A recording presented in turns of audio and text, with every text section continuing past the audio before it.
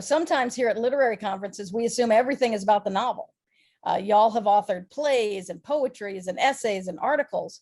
What are some of the challenges you find in successfully switching gears from one way of writing to another? And whoever wants to take this can just jump in. Faye? Mostly, as I said, all of my writing seems to be directed towards celebrating lesbian life and advocacy and fighting for our rights. But what I find between the essays and the performance, I have to do a lot of editing. And so when my books came out and I decided to read, I think it might have been at Saints and Sinners for the first time. And I found that if I read every word that I had on the printed page, it wasn't as effective. So I started editing my work for performance, and it makes an awful lot of difference. One is for the reader and one is for the listener and the watcher. And they are two different skills, but I use the same material, and it's interesting. Okay.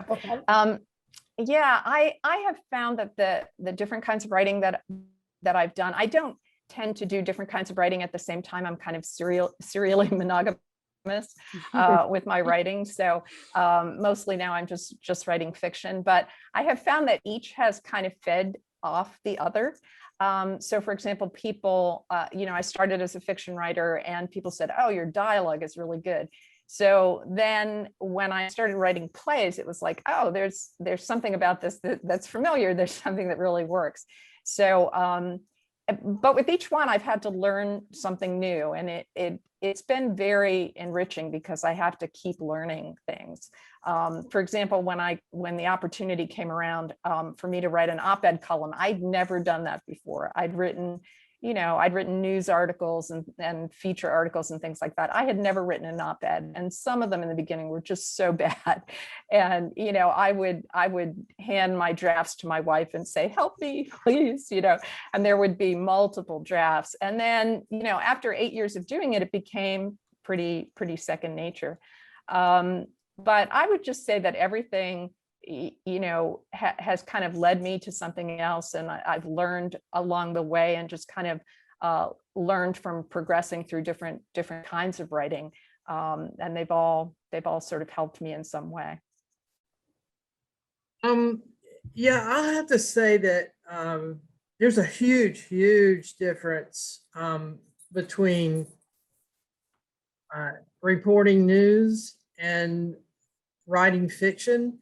It was like I had to learn a whole set of new rules, because when you report news, you're standing back and you are observing. You're an observer, and you're reporting what you see or what you have discovered, you have uncovered.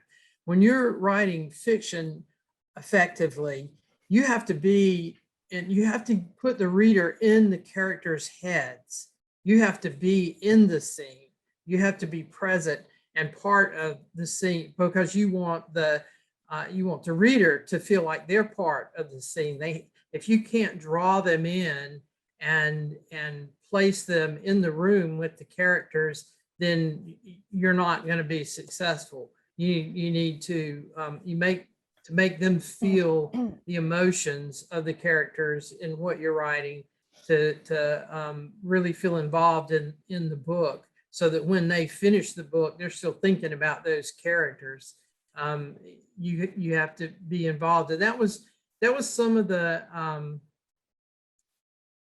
toughest part for me, because I would tend to at first step back sometimes in the scene, and I would get little notes from my editor that said, you're reporting here. And so I would have to go back through and correct myself, because I would, and pretty soon after a few of those notes, I began to recognize when I was doing it, and I would go back and revise. And it was hard, because I would work a shift, and then if I came home to write, I would have to make that transition. Plus, at work, we use AP style, Associated Press style, and when I'm writing novels, we use in Chicago manual style, and there's several differences. And to do that shift, I mostly would write on the weekends as fiction on the weekends, because to be able to write during the week and then go to work and make that switch during the day would just mess with my head, Makes me crazy. Yeah, it would make me crazy. Sometimes, with deadlines, when you have a contract and you have a deadline, you would just have to do that. But it was like a totally different thing. And one thing that I really value about publishing with Bold Strokes is that they make a real effort to help their writers, to nurture their writers, and have workshops for us, and a retreat. Well, they were before the pandemic every other year to help have little craft classes, and now they mostly are doing them online to help us develop as writers, and that's what and GCLS does that too. And if you're not taking advantage of that as a writer, you should be either there or taking advantage of online classes or something, because you can always grow as a writer. I love listening to audiobooks because you can hear things that you don't see on paper. I love listening to Nora Roberts. She has great phraseology when she writes, and she not just her romance, but when she writes as J.D. Robb, some of her, and she's really started writing a lot of things that aren't pure romance, or little series. Some of them are paranormal, and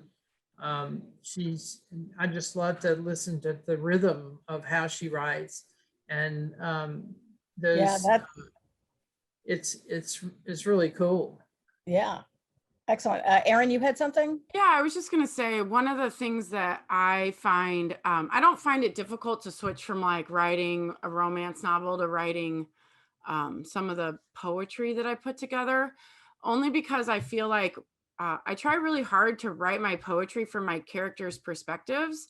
So it kind of helps me through like their breakup phase, because there's always got to be the breakup phase in the romance book, where they, hate each other for X amount of pages. But you don't always write all of that, right? Like you don't tell the reader everything that goes on during that breakup, because they don't want them apart. They want them together. So the breakup phase has become like a moment for me to step back and like get down my characters' feelings and what they're feeling and how their heart is broken onto page with like some sort of raw poetry, right? Like where I'm like, my heart has never been this, whatever. I try very hard to like put myself in their perspective and like what they're going through, because I think a lot of times readers want so badly for that happily ever after, but I feel like too, it's important in my perspective to remind readers that it's never an easy road. Like there's always going to be bumps. There's always going to be struggle. There's always going to be strife. So like at the end of the day, it's really important for the reader to see like, yes, they did break up. They are going to get back together, but there is a moment where there's sadness and there's heartbreak, and that's life. And it may not be why you want to read the book, but it happens and it's there. And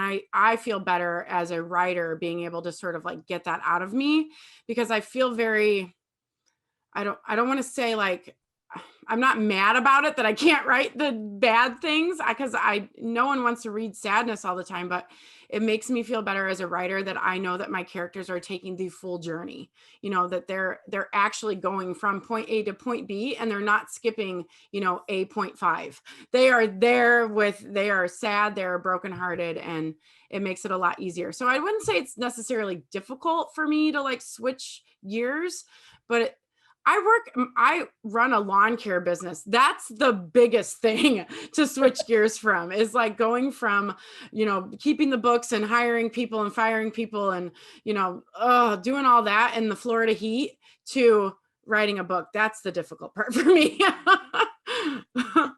Oh, I hear you. I hear Yeah, you. right. Aria, did you have something? Just real simple. I write with my heart first and my head last, no matter if I'm writing poetry or fiction. The only difference is with poetry, I'm focusing on my wording, and with fiction, I'm focusing on the story.